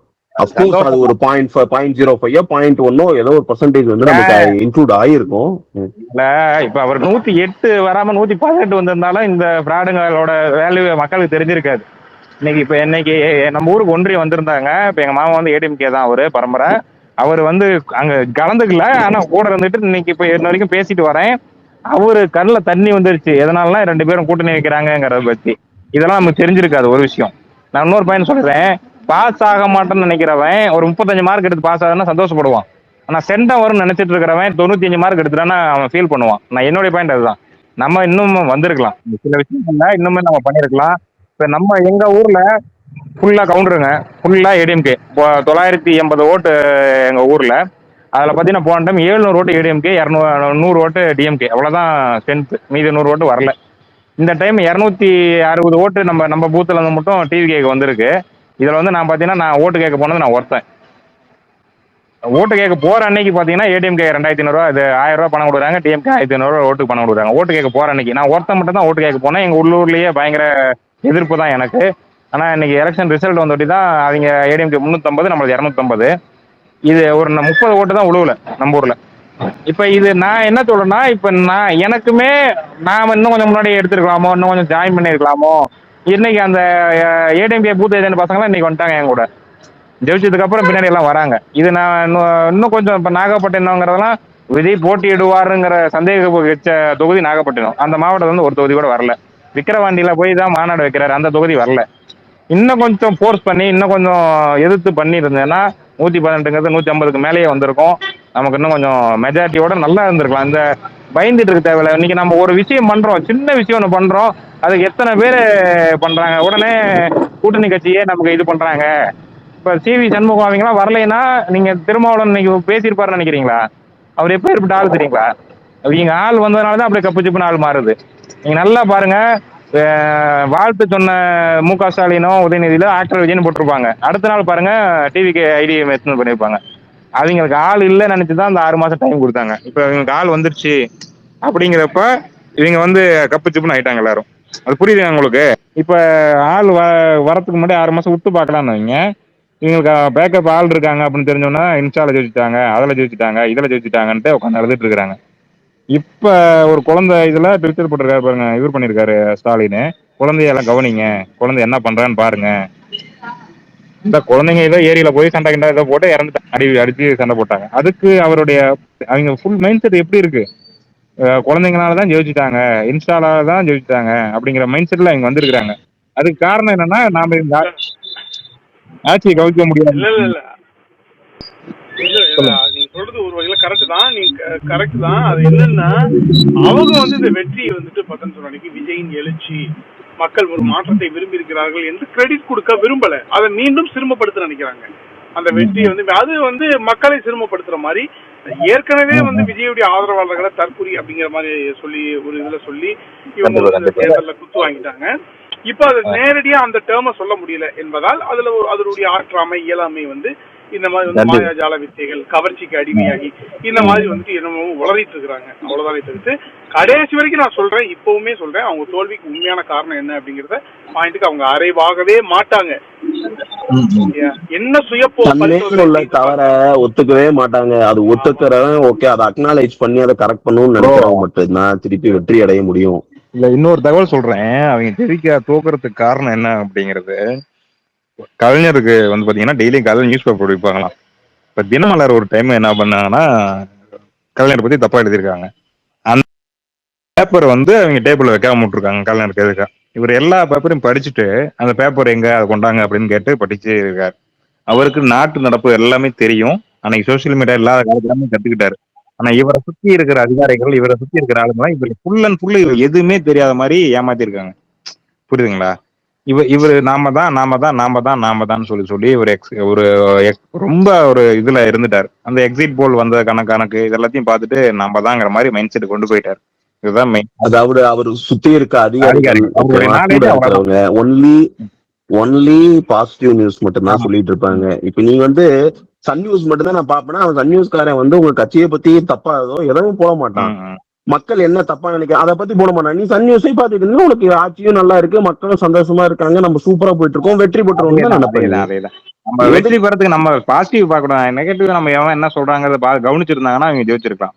டாஸ்மார்க்ல பெரிய பிரச்சனை இது எல்லாத்துக்குமே, இது எல்லாருமே பண்ண வேண்டியது ப்ரோ. ஆக்சுவலா இப்ப நம்ம கட்சியும் சரி, ஓகேங்களா, இனிமேல் உட்காந்துட்டு எல்லாமே பாக்கணும். நம்ம மேல என்ன விமர்சனம் வருது, அது நியாயமா சொல்றாங்களா, எல்லாமே பாக்கணும். கண்டிப்பா அதை மிஸ் பண்ணிட்டாங்க. நான் அதனாலதான் அவங்க தோக்கறதுக்கு காரணம். அதை மிஸ் பண்ணிட்டு கூட இருக்கிறவங்க அவங்க சுத்தி எதுவும் கேட்காம அந்த வாக்கிங் போறப்போ ஒருத்தர் 2-3 பேர் வச்சுக்கிட்டு, அந்த சேகர் பாபுலாம் ஒரு நாடக கம்பெனியை வச்சுக்கிட்டு அவங்களை கூட்டிட்டு போய் டான்ஸ் ஆடிக்கிட்டு மக்கள் சந்தோஷமா இருக்கிறாங்கிற மாதிரி காட்டிக்கிட்டு அவர் அந்த இதுல பெரிய இதுல இருந்துட்டார். அவர் கிரவுண்ட் ரியாலிட்டி, இப்ப எங்க ஊழல்ல எவ்வளவு பிரச்சனை வருது, இந்த 1000 ரூபாய் போட்டதுல இவ்வளவு கெட்ட பேர் வருது அவருக்கு, அதெல்லாம் அவருக்கு தெரிவிக்கல. அவருக்கு காரணமே கிடையாது. அவரே அவங்க ஒரு கொஸ்டின் பேப்பரை கொண்டு போய் கொடுத்துக்கிட்டு ரிப்போர்ட்டர்கிட்ட ஒரு ஆர்டிபிஷியலான ஒரு கூட்டத்தை கூட்டி அவர் காட்டிட்டாங்க. இன்னொன்னு, அந்த டாஸ்மார்க்ல ஒரு டைம் பேட்டி கொடுத்துட்டு பாருங்க, எந்த கடையில 10 ரூபா வாங்குறாங்க சொல்லுங்க பார்க்கலாம் பாரு. இப்ப அவருக்கு தெரிஞ்சு கிரவுண்ட் ரியாலிட்டி தெரிஞ்சிருந்தா அதை அவரு அதை தட்டி கொடுத்துட்டு போயிருக்கலாம். அந்த கொஸ்டின் வராம கொண்டு போயிருக்கலாம், சரி பண்றேன்னு போயிருக்கலாம். ஆனா அது கான்பிடண்டா சொல்றாரு, ஒரு கடையில கூட வாங்குறதில்ல, கடையை பேரை சொல்லுங்க பாக்கலாங்கன்னா அவருக்கு அது தெரியல. புரியுதுங்களா? இப்ப நம்ம டாஸ்மார்க்ல ஒரு நண்பர் இருக்காரு. தெரியாமலாம் இல்ல, எல்லாம் தெரிஞ்சுதான் வாங்கினாங்க. தெரியாத பிள்ளைலாம் அதெல்லாம் படி சப்பு கட்ட. அது யாரு அவருக்கு தெரியலன்னு அவருக்கு அது சரி, அது சரியான அவருக்கும் தெரியும். தெரியாமனா ஒண்ணு. நம்ம நண்பர் ஒருத்தர் சொல்றாரு, அந்த 10 ரூபா மேட்ரு இன்னைக்கு நம்ம கடையில வாங்கலைங்க லோக்கல். சுதேஷ் நான் ஒரு விஷயம் சொல்றேன். நீங்க சொன்னதுக்கு நீங்க சொன்னீங்க என்ன, டிவிக்கே இன்னும் கொஞ்சம் கூட பண்ணியிருந்தா நம்ம இது பண்ணிருப்போம்னு சொன்னீங்க. ஆனா உண்மை என்னன்னா, நம்ம ஆல்ரெடி 2 வருஷம் ஒரு கட்சி ஆரம்பிச்சு 2 வருஷத்துல நம்ம பண்ண வேண்டிய ஒரு மேக்சிமம் பண்ணிட்டோம். ஆனா இங்க என்ன நடந்துச்சுன்னா, மக்களுக்கே ஆக்சுவலி தெரியல டிவிக்கு இப்படி வின் பண்ணணுங்கிற அந்த இப்ப நம்ம ஃபேன்ஸ் நம்ம என்ன நம்ம வந்து அண்ணனுக்காண்டி நம்ம போட்டோம். ஆனா கிரவுண்ட் லெவல்ல எனக்கு தெரியும் என்னன்னா, மக்கள் என்ன சொல்றாங்கன்னா டிஎம்கே தான் ஜெயிக்கும், ஆனா நாங்க ஓட்டு டிவிக்கு போடுவோம். இந்த மாதிரி போட்ட ஓட்டு தான் நம்மளை இப்படி இந்த லெவலுக்கு கொண்டு வந்துச்சே தவிர, ஆனா ஓட்டு நிறைய பேருக்கே தெரியல, ஒரு கன்ஃபியூஸ்ல இருந்தாங்க. ஓகே இது விஷயங்கள் நான் வந்து நீங்க சொல்றது இருக்குதா இல்லையா, ரொம்ப minor segment of people, minor segment. Correct. இல்ல கரெக்ட். கொஞ்சம் இருங்க நான் சொல்லிக்கிறேன். அதாவது எப்படின்னா, இன்ஃப்ளூயன்ஸ் ஆகி வந்துட்டு போடுவாங்கல்ல. இப்ப நான் வந்துட்டு சொல்றேன், ஒரு எக்ஸாம்பிளுக்காக சொல்றேன், நான் சொல்றேன் நீ போடுப்பா, நீ நான் சொல்றேன் போடு, ஒரு மாற்றம் வரட்டும் போடு. அப்படி என்னால நான் ஒருத்தனை கன்வின்ஸ் பண்றேன்னா இல்லையா, அந்த கன்வின்ஸ் ஆகிறேன். சரி ஓகே, இந்த ஒரு ஓட்டுனால என்ன ஆகிற போகுது, நம்ம இவன் சொல்ற மாதிரி கேட்டு நம்ம அப்படி தப்பாவா சொல்ல போறான், இவன் ஒரு தடவை இவன் கேட்கறான் இவ்வளவு தூரம் அப்படிங்கிறதுக்காக போட்டு போடுவான். ஆனா அந்த சொல்றேன்னா வந்து அவர் ஜெயிப்பாருன்னு நினைச்சுதான் நான் சொல்றேன். புரியுதா உங்களுக்கு? எல்லாரும் அந்த கன்வின்ஸ் பண்ணப்பட்ட ஆளை பத்தி மட்டும் சொல்றீங்க. 50 லட்சம் பேர் இருக்கும்போது நான் சொல்றேன் உங்களுக்கு டேட்டாவோட 1,25,00,000 தான் அவருடைய கோர் ஓட் பேங்க். 1 கோடிக்கு மேல அவருடைய கோர் ஓட் பேங்க். 1,20,00,000. அதை ஒன்னும் பண்ண முடியாது. ஓகேங்களா? தகுதித்தம் போட்டாலும் ஒண்ணும் பண்ண முடியாது. ஆமா ப்ரோ, நான் இப்ப சொல்றது என்னன்னா, ஆக்சுவலி நீங்க சொன்னது கரெக்ட் தான். இப்போ என்ன நடந்துச்சுன்னா, இந்த இதுல நிறைய பேர் கன்ஃபியூஷன். நம்ம எல்லாம் எத்தனை ஓட்டுல தோத்துருக்கோம் தெரியுமா? கிட்டத்தட்ட 1000 ஓட்டு 300 ஓட்டு இந்த மாதிரிதான் தோத்துருக்கோம். அப்போ அந்த 1000 ஓட்டு, வாணியம்பாடியில 3000 ஓட்டு, அப்புறம் 2000 கீழ மட்டுமே எத்தனை. அப்ப இதெல்லாம் அதுதான் நான் சொல்றேன். அதாவது இந்த கன்ஃபியூஷன்ல கொஞ்சம் மாறி குத்திட்டாங்க. இந்த விஷயம்தான் ஆக்சுவலி அடுத்த எலெக்ஷன் மட்டும் வரட்டும், ஃபுல் ஸ்வீப் தான் இது. வந்து இனி ஏடிஎம்கே டிஎம்கே யாரும் நம்ப மாட்டாங்க, நம்ப போறது இல்ல இனிமே. எல்லாருக்குமே ஒரு கன்ஃபியூஷன் இருந்துச்சு, விஜய் வந்து ஜெயிப்பாரா அந்த ஒரு கேள்வி இருந்துச்சு. இதுக்கு மேல இன்னும் அதெல்லாம் கிடையாது, இனி ஸ்வீப் தான். ஒரு நிமிஷம் பனிப்பூக்கள் ரொம்ப நேரமா கைது. பனிப்பூக்கள் நீங்க பேசுங்க. அதான் இந்த இது பேசிட்டு இருக்கீங்களா, அதாவது இதுல முக்கியமான ஒரு விஷயம் வந்து இந்த பஸ் வந்து சரியா விடல, பஸ்ஸை வந்து அப்படியே ஸ்டாப் பண்ணிட்டாங்க. இந்த என்னோட ஃப்ரெண்ட் எல்லாம் வந்து என்னோட 50,000 பேர் அந்த கோயம்புத்தூர்லயே ஒரு 50,000 பேர்கிட்ட அப்படியே வெளியே நின்னாங்களாம். பஸ் வந்து அப்படியே வந்து 2 பஸ்ஸா இருந்துச்சு. ஆக்சுவலா வந்து இப்ப தீபாவளி அந்த மாதிரி இந்த மாதிரி டைம்லாம் வந்து சிறப்பு பேருந்து வந்து வைப்பாங்க எப்பயுமே கவர்மெண்ட். பட் இந்த தடவை வந்து அவங்களுக்கே வந்து பயம் வந்துருச்சு. என்னன்னா இவங்க போறவங்க எல்லாமே வந்து டிவிக்கே தான் போடுறாங்க. அவங்களுக்கே வந்து நம்பிக்கை இல்லை. இப்ப அந்த பஸ்ல வந்து இப்ப வீக்க போறோம், அதாவது பஸ்ஸை விடுறவங்களுக்கே இப்ப வெளியூர்ல இருந்து வர்றவங்க யாருமே டிஎம்கேக்க வரமாட்டாங்க, வெளிநாட்டுல இருந்து வர்றவங்க யாருக்கும் டிஎம்கேக்க வரமாட்டாங்க அப்படின்னு வேற எந்த கட்சிக்காகவும் வரமாட்டாங்கன்னு அவங்களே நம்பிட்டாங்க. அதாவது டிஎம்கே ஏடிஎம்கே எல்லா கட்சியும் வெளியூர் வெளிநாட்டுல இருந்து வர்றது எல்லாமே டிவி கேக்கு மட்டும்தான் வருது அப்படின்னு நம்பியே அந்த பஸ்ஸையே வந்து விடல. ரெண்டு பஸ் தான் வந்து கோயம்புத்தூர்ல 2 பஸ் தான். பட் அவ்வளவு பேர் வந்து இருந்தாங்க. நிறைய பேர் இன்ஸ்டாலே போட்டாங்க, நான் வந்து அவ்வளவுதான் ஓட்டு போடுறதுக்காக வந்தேன், ஆனா என்னால டைம் ஆயிடுச்சு, இதுக்கு மேல பஸ் பிடிச்சி வந்தா என்னால ஓட்டு போடுற டைம் வந்து முடிஞ்சிடும், இது வந்து ரொம்ப இந்த மாதிரி வந்து இப்படி வந்து பண்ணக்கூடாது, இந்த ஒரு நேர்மையா தான் பண்ணிருக்கணும் அப்படின்னு நிறைய பேர் வந்து பேசியிருந்தாங்க. ஆக்சுவலா இதுலயும் ஓட்டு போயிருக்கு நம்மளுக்கு. ஆக்சுவலா இவங்க பஸ்ஸை வந்து ஒழுங்கா இவங்க இந்த மாதிரி வேலை பண்ணாம நேர்மையாவே போட்டு போட்டிருந்தாங்கன்னா இன்னும் வந்து நம்மளுக்கு ஓட்டு வந்து இன்க்ரீஸ் ஆயிருக்கும். அவங்க ரொம்ப பயந்துட்டாங்க. இப்ப அந்த கிரௌட பார்த்தே பயந்துட்டாங்க, பஸ் ஸ்டாண்ட்ல கிரௌட பார்த்தே பயந்துட்டாங்க. அப்பயே வந்து ரிசல்ட் வந்து அவங்க தெரிஞ்சிச்சு. இல்ல அது ஒரு இது இருக்குதுதான். பட் வந்து ஒரு 50,000 to 1 lakh அங்க இருந்தவங்க இல்லாதவங்க கூட்டம் இருக்குதுங்கிறத பார்த்துட்டே பஸ் ஸ்டேஷனுக்கு கூட வராம இருந்தாங்கன்னா ஒரு 1 lakh இருக்குமா? அது டோட்டல் எலக்டோரேட்ல வந்துட்டு ரொம்ப பெரிய ஒரு ஒரு பெரிய தாக்கத்து 0.something% தான் இருக்கும். பட் ஸ்டில் ஒரு தொகுதியில 100 ஓட்டு 200 ஓட்டு டிசைட் ஆகக்கூடிய இதுல வந்துட்டு அங்க ஒரு 100 பேர் கன்னியாகுமரிக்கு போக வேண்டிய அந்த தொகுதியில இருக்கக்கூடிய அது மாட்டிக்கிறோம். புரியுது?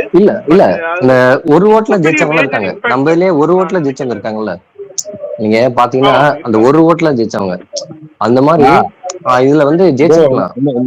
சொல்ற எப்படின்னா, நீங்க இந்த எலெக்ஷன் சொல்றீங்க, போன எலெக்ஷன் இப்ப எடப்பாடியார் அவருமே பாத்தீங்கன்னா ஒரு கிட்டத்தட்ட ஒரு 20 தொகுதிக்கு மேல அவ்வளவு ஓட்டு வித்தியாசத்துல தான் தோத்துருப்பாரு. ஆனா அந்த 20 தொகுதியும் தினகரன் பாத்தீங்கன்னா ஒரு 1000 ஓட்டுல தோக்குறாங்கன்னா தினகரன் 3000 ஓட்டு வாங்கியிருப்பாரு.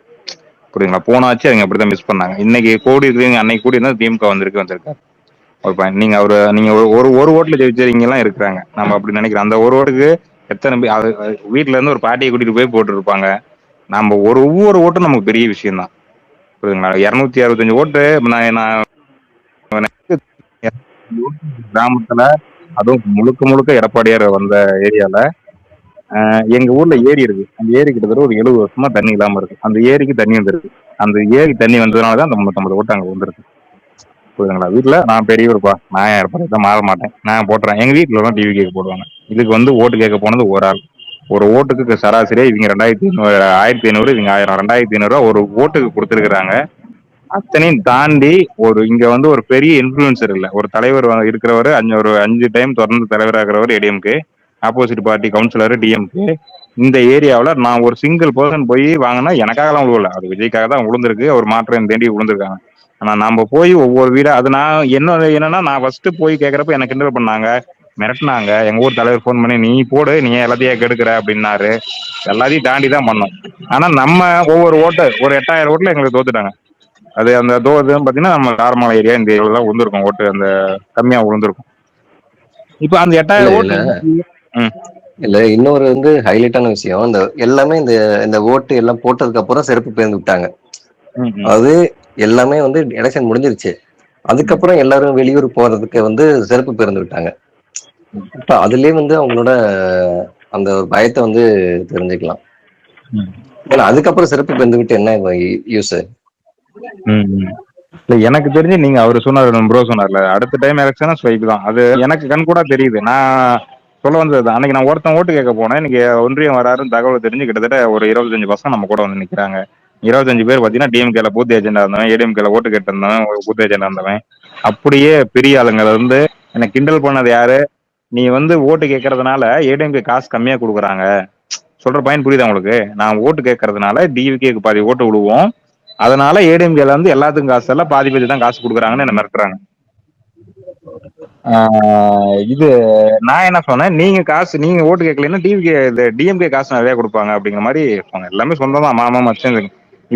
இப்ப இவ்வளவு போர்ஸையும் தாண்டி ஒரு ஒரு பூத்துல ஒரு 250 ஓட்டு நான் கணக்கு பண்ணா, ஒரு பூத்துல ஒரு 300 ஓட்டு, மொத்தம் 75,000 ஓட்டு, 7,000 கோடி வந்துடும் அப்படிங்கிற என்னுடைய ஐடியா இருந்தது.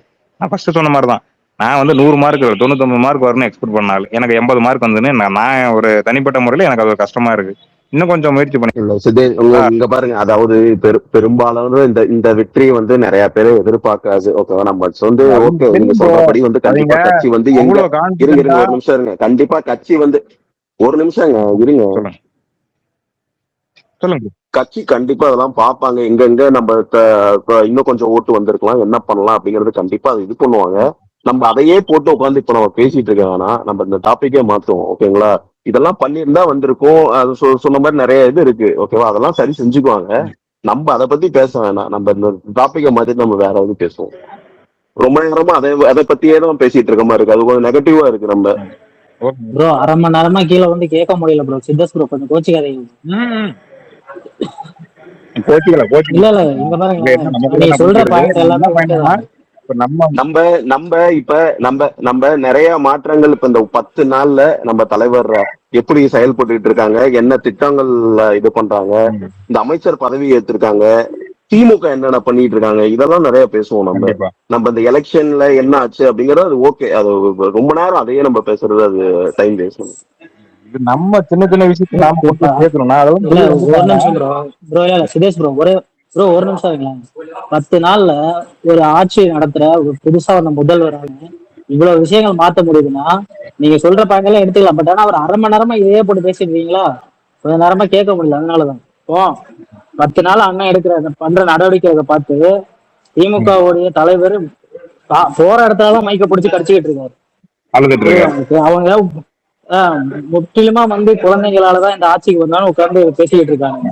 சரி, அதை வந்து உடைக்கிற மாதிரி ஒரு ஸ்பேஸ் போட்டு பேச ஆரம்பிக்கும் போது நீங்க வந்து ரொம்ப நானும் ஒரு 10 நிமிஷமா சரி கேட்டு பொறுமையா இருக்கும். தயவு செய்து அதை விட்டுட்டு என்ன இந்த 10 நாள்ல இல்ல நம்ம ஆக்சுவலி வந்துட்டு பார்த்தோம்னு சொன்னா இந்த இதை பத்தி பேசிட்டோம். நம்ம அந்த ஓட் கேம்பெயின் பண்ணதை பத்தி இந்த இதை பத்தி ஏற்கனவே நிறைய பேசிட்டோம். இப்ப இந்த திமுகவுடைய இந்த நமக்கு வாக்களிச்ச மக்களையும் சரி, ஓவராலா தமிழ்நாட்டு மக்களையும் சரி ரொம்ப ஒரு நூதன முறையில சிறுமைப்படுத்துறாங்க அப்படிங்கிறது தான் நம்மளுடைய பார்வை. அதாவது எப்படின்னா, முன்னாடி நேரடியா வந்து தற்குறிகள்னு சொல்லிட்டு இருந்தாங்க. அதை நம்ம கட்சி ஆட்களை அட்ரஸ் பண்ற மாதிரியும் நம்ம தோழர்களை அட்ரஸ் பண்ற மாதிரியும் வந்து கரெக்டா சொல்லிட்டு இருந்தாங்க. இப்ப வாக்களிச்சதுல வந்து தாவேகா கட்சியை சார்ந்தவங்க மட்டும் இருக்க மாட்டாங்க இல்லைங்களா, பொதுமக்கள் அப்படின்னு வர்றதுனால அதை எப்படி சிறுமைப்படுத்தலாம் அப்படின்னு சொல்லிட்டு அந்த வெற்றியை, அந்த மக்களை, அந்த மக்களுடைய உணர்வுகளை, அவர்களுடைய அறிவை எப்படி சிறுமைப்படுத்தணும் அப்படிங்கிறதுக்காக ஒரு நூதன முறையில ஒரு சைக்கலாஜிக்கல் அட்டாக். அதாவது அவர்கள் இப்போ வந்து குற்ற உணர்வுல இருக்காங்கன்னு இவங்களே சொல்லிக்கிறாங்க. என்ன அவங்க நீங்க என்னென்ன தப்புலாம் பண்ணிருக்கீங்கிற ஆராய்ச்சி உங்களால கண்டுபிடிக்க முடியல. அது எதுவும் இன்னைக்கு பெண் வந்து ஒரு பெரிய அறிக்கையோட வர்றான், எல்லாத்துக்கும் எங்களையே சொன்னா எப்படிப்பா அப்படிங்கறது அதோடைய டோன். சிம்பிளா வந்துட்டு அதோடைய சாராம்சம் என்ன அப்படின்னு கேட்டுங்க, நினைக்கி என்ன எல்லாத்துக்கும் எங்க மேலேயே தூக்கி போடுறீங்க. ஏன்னா எந்த ஒரு பத்திரிகையாளர் எடுத்தாலும் யார் எடுத்தாலும் முதல்ல வந்து இவங்களுடைய தோல்விக்கான ஒரு இது பண்ணிட்டு இருக்கும்போது ஸ்ட்ராட்டஜிக் நிறுவனமான பெண் எடுத்த ஹேட் பாலிடிக்ஸ் அப்படிங்கிறதும் மொத்தமா எல்லாத்தையும் விலைக்கு வாங்கி அப்பட்டமான ஒரு ஜேர்னலிசம்குள்ள நடந்த ஒரு கரப்ஷன். அதை தான் வந்து எல்லாருமே ஃபர்ஸ்ட் இது பண்றாங்க. ஏன்னு கேட்டீங்கன்னா, உங்களுக்கு இன்னைக்கு வந்து டிஜிட்டல் மீடியாவும் சரி, சேட்டலைட் மீடியாவும் சரி, எல்லாத்துலயுமே வந்து பாத்தீங்கன்னா ஒரு அப்பட்டமான ஒரு திமுக ஆதரவு நிலைப்பாடும், திமுக ஆதரவுன்னு சொல்றதுல பரம்பரை கொத்தடிமை கூட அப்படி முட்டு கொடுக்க மாட்டான் அப்படிங்கிற அளவுக்கு உண்டான ஒரு இதை வந்து இன்னைக்கு எந்த அளவுக்கு அது வந்து நிக்குது அப்படின்னா, திமுகவும் அதிமுகவும் சேர்ந்தா அதுல என்ன தப்பு அப்படின்னு சொல்லிட்டு அவங்க கேக்குறாங்க. ஓகேயா, கேம்பெயின் எப்படி வந்துட்டு நீங்க வந்து பண்ணீங்க அப்படின்னு கேட்டது அன்னைக்கு டெல்லி வெர்சஸ் தமிழ்நாடு அப்படிங்கிற மாதிரி பண்ணிட்டு எடப்பாடியை வந்து முழு அடிமை அடிமை அடிமை அப்படிங்கிற மாதிரி பண்ணிட்டு தலைவர் வந்து இந்த இதுல வந்துட்டு என்னன்னா ஃபர்ஸ்ட் ஆரம்பத்திலேயே சொன்ன மாதிரி என்னன்னா, இவங்க வந்துட்டு ஒரு மாவட்டத்துக்கு ஒரு குறுநில அரசியல் அப்படின்னு சொல்லிட்டு வச்சிருந்தாங்க. அது வந்து மக்களை எரிச்சப்படுத்துச்சு. இவனை நீ வந்து பப்ளிக்கா முதல்ல டிஸ்டர்ப் பண்ற மாதிரி இந்த ஆதிக்க அரசியல் இருக்குதா இல்லையா, அது பண்ணக்கூடாது. இந்த தலைக்கட்டுங்கிற பேர்ல உட்காந்துக்கிட்டு நீங்க வந்து நீ ஒரு மூர்த்தி எடுத்துட்டேன்னு சொன்னா அவன் மேல இருக்கக்கூடிய அதிருப்திகள் என்ன, அந்த ஆள் என்னென்னலாம் வந்துட்டு பண்ணியிருக்காரு அப்படிங்கிறது ஒண்ணு. உனக்கு வந்து ஒரு ஏவோவேலு தப்பிட்டாரு. ஓகே, எல்லாருமே தண்ணி குடிச்சுதான். KN நேருவா இருக்கட்டும், லேஸ்ல தான் தப்பியிருக்காங்க, ஜெயிச்சிருக்காங்க. மற்றபடி வந்து பார்த்தோன்னா அவங்களுக்கான ஆன்டி இன்கம்பன்சிங்கிறது it was very much evident from their vote share. அவங்க என்ன தின் மார்ஜின்ல ஜெயிச்சிருக்காங்க, எந்த அளவுக்கு அப்படிங்கிறது நீங்க பார்த்தா தெரியும். ஓகே, ஜஸ்ட் எக்ஸாம்பிள் செய்யது சேப்பாக்கத்துல வெறும் 7000 ஓட்டு தான். ஓகேவா, KN நேரு வெறும் 5000 ஓட்டு. ஓகே, அனிராதாகிருஷ்ணன் 5000 ஓட்டு. வெறும் இவ்வளவு இந்த ரேஞ்சில தான் அவங்க ஜெயிச்சது. ஓகேவா, சோ எல்லாருமே பல ரவுண்டுல பின்னடைவுல இருந்தாங்க. ஓகேவா, கரெக்ட் தான். இப்ப KN நேரு, அனிதா ராதாகிருஷ்ணன் இவங்க எல்லாம் வந்து தோத்துருந்தாங்கன்னா இன்னும் எக்ஸ்ட்ரா 2 அமைச்சர்கள் தோத்த மாதிரி இருந்திருக்கும். திமுக வேட்பாளர் பின்னடைவே KN நேரு தான் தெரியுமா. காலையில ஃபர்ஸ்ட் வேட்பாளர் பின்னடைவே நாம் ஓகே KN நேரு முடிஞ்சிரா அப்படின்னு பார்த்தா கடைசியில இல்ல என்ன பொறுத்த வரைக்கும் நான் இதை சொல்றதுக்காக அதே மாதிரியே திருவண்ணாமலையில ஏவாவேலு வந்துட்டு 18 ரவுண்டு பின்னடைவு. எப்படிதான் அது நான் ரொம்ப எதிர்பார்த்தேன். அது ஒரு புரட்சியா இருந்திருக்கும். அதாவது எப்படின்னா, ஆமா ப்ரோ, சூப்பரான வேட்பாளர் ப்ரோ. அருள் ஆறுமுகம் அண்ணன் ஜெயிச்சு அது ஒரு புரட்சி, நம்ம கிளைம் பண்ணலாம். அதை அவரால் காவியமா மாறி இருக்கும். அவரால் சாரி, நான் பெரிய புரட்சியா செந்தில் பாலாஜி ட்ரைனிங்ல இருந்தாப்ல, கடைசி நேரத்துல என்ன பண்ணான்னு தெரியல, வந்துட்டான். ஓகேவா, அவன் தோத்திருந்தாலும் அது இருக்கு. இது வரைக்கும் தோத்ததே கிடையாது. கவின் கிட்ட கேளுங்க, கவின் வந்து ஈவி பைக் வாங்க ரெடியா இருக்கும். இல்ல அதாவது எப்படின்னா ரேவந்த், நீ நல்லா பாரு, கரூர்ல வந்து பயந்துட்டு ஓடுறாங்க அப்படின்னு சொல்லிட்டு நம்ம சொன்னோம். ஓகேயா, நம்ம தலைவர் வந்து லாஸ்ட் டே அன்னைக்கு சொன்னாரு. அதுக்கு முன்னாடி நம்ம தொண்டர்கள் வந்து நம்ம எல்லாருமே நம்ம சொல்லிட்டு இருந்தோம், ட்விட்டர்லயும் நம்ம எழுதிட்டு இருந்தோம், ஸ்பேசஸ் எல்லாம் கூட சொல்லியிருக்கோம். கரூர்ல பயந்துட்டு அங்க போறார், நின்னால் தோல்விதான் என்ன நல்லா தெரியுது அப்படின்னு சொல்லிட்டு. அப்புறம் நானுமே சொல்லியிருக்கேன், இதையா வச்சு அவர் சர்வே எல்லாம் எடுத்திருக்காரு, சர்வேல நீங்க ஜெயிக்க மாட்டீங்க அப்படிங்கறதா வருது. 1க்கு 2வது சர்வே எடுக்கும் பொழுதும் அப்பொழுதும் அந்த மாதிரி தான் ஒரு ரிசல்ட் வந்துட்டு அவங்களுக்கு வந்து கிடைக்கிற மாதிரியான ஒரு சூழல் இருக்கிற மாதிரி தெரியுது போல தெரியுது அப்படிங்கிறதுதான் நமக்கு அந்த இதுல இருந்து கிடைக்கிற தகவல், சமிக்கைகள் அப்படிதான் சொல்லுது. அப்படி இருக்கும்போது தோதி என்ன பில்டப், அதுக்கு பெரிய ரிஸ்க், பெரிய ஒரு இது பண்ற. கரூரை வந்து அவர் வடச்சு தொடச்சு அப்படி ஜெயிச்சு கொடுத்துட்டாராம். கரூர் வந்து டன் அண்ட் டஸ்டடாம். அடுத்தது கோவையை கேப்சர் பண்றதுக்காக வந்துட்டு அவர் வந்திருக்காராம். மிஷனை வந்து கையில் கோவையில போய் தண்ணி கொங்கு ரீஜியன் செய்யது, கொங்கு ரீஜியனே கேப்சர் பண்றதுக்கு வந்துட்டு நினைக்க அவர் வந்து இது பண்ணிட்டு இருக்காரு. அவர் வந்து பாம்பே விட்டுட்டு புரியுதா உனக்கு, கேஜிஎஃப் மொத்தமா பிடிச்சிருக்கோம். அங்க எஸ்பி வேலுமணியவே தண்ணி குடிக்க வச்சிருக்கோம். நீ யாரா லுச்சா பையல, ஏண்டா ஒரு ஆளு. எஸ்பி வேலுமணியை தவிர்த்து எந்த தொகுதியும் ஜெயிக்க விடல நாங்க. நீ இங்க இருந்து அங்க போய் நீ வந்து அப்படியே வளைச்சு கொடுத்துருவ கோயம்புத்தூரா. இது பண்றது அவர் வந்தாரு, தலைவர் வந்தாரு. இவங்க என்னென்னலாம் பண்ணி வச்சிருந்தாங்கன்னா, கொங்குவை கேப்சர் பண்ணும் அப்படிங்கிறதுக்காக வள்ளிக்கும்மி ஃபெஸ்டிவலுக்கு எல்லாம் போனாங்க. செந்தில் பாலாஜி கூப்பிடுறாரு, தலைவரே ஒரு அட்டண்டன்ஸா போட்டுருங்க.